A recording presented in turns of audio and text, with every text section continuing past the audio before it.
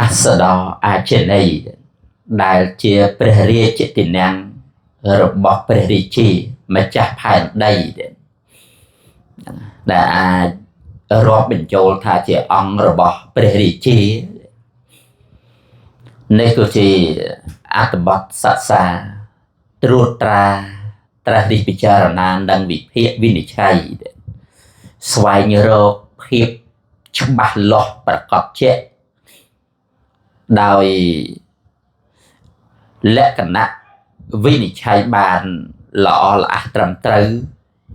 មិនមានភាពឆក់ល្វែងមិនឆ្គងមិនឆ្គងនឹងត្រូវ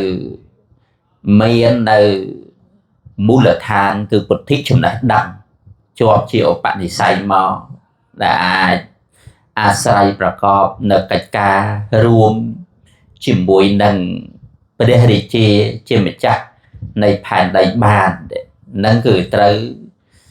មាននៅគុណសម្បត្តិសម្រាប់ខ្លួនយើងគ្រប់គ្រាន់ដែរដូច្នេះថ្ងៃនេះវត្តមាននៃលក្ខណៈសម្បត្តិ5ប្រការរបស់អសដរអាចេនីជាព្រះរាជទីនាំងរបស់ម្ចាស់ផែនដីយើងត្រូវដឹងថាមានអ្វីខ្លះផងដែរក្នុងនោះគឺទី1ជាសត្វដែលមានសភាពទៀងត្រង់ហ្នឹងមានចិត្តត្រង់មិនមាននៅល្បិចកលអី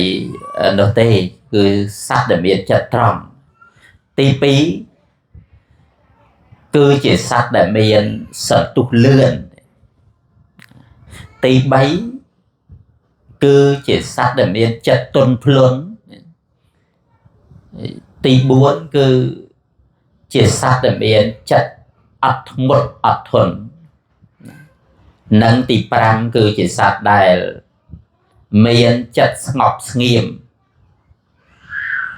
លក្ខណៈសម្បត្តិ5ប្រការនេះទើបអាចទៅជាព្រះរាជទីនាំងអសដរអាចេនីនៃម្ចាស់ផែនដីបានហើយយើងសិក្សាថ្លឹងថ្លែងស្វែងយល់ចឹងទៅយើងឃើញថាសូម្បីតែព្រះរាជទីនាំងក៏ត្រូវមានលក្ខណៈសម្បត្តិប្រកបព្រមគ្រប់គ្រាន់ផងដែរទើបអាច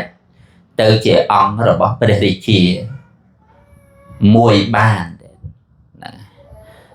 សូមអរព្រគុណ